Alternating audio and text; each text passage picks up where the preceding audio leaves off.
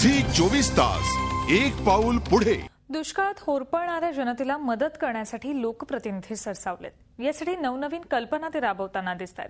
मुंबईत मनसेच्या लोकप्रतिनिधींनी राबवलेल्या संकल्पनेनंतर अनेकांच्या भुवया उंचावल्यात। लोकांच्या घरची रद्दी विकून उभ्या राहणाऱ्या पैशातून दुष्काळग्रस्तांना मदत केली जाणार आहे।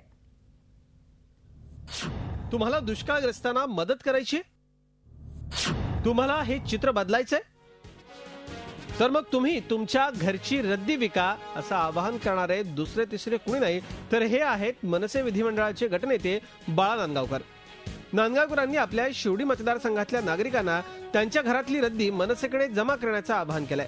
जवळपास 3 वर्षांपूर्वी मत मागण्यासाठी घरोघरी फिरणारे नांदगावकर आणि त्यांचे कार्यकर्ते आता मतदारांकडे रद्दी मागत फिरतायत। गोळा केलेली रद्दी विकून यातून उभा राहणारा पैसा नांदगावकर दुष्काळग्रस्तांच्या मदतीसाठी देत आहेत।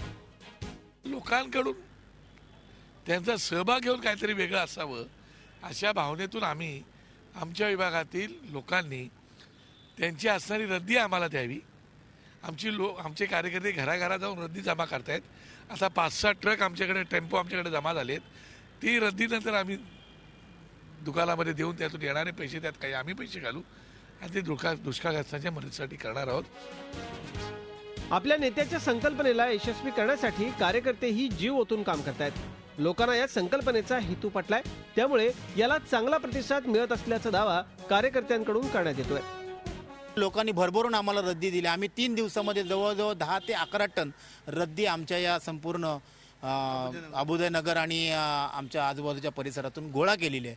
साधारण 1-1.5 लाखाचा निधी आता 3 दिवसामध्ये आमच्याकडे गोळा झालेला आहे। जोड देऊन मतदारांना आकर्षित करण्याची संधी नांदगावकरांनी अचूक साधली आहे। झी 24 ताससाठी दिनेश दुखंडे, मुंबई। झी 24 तास एक पाऊल पुढे।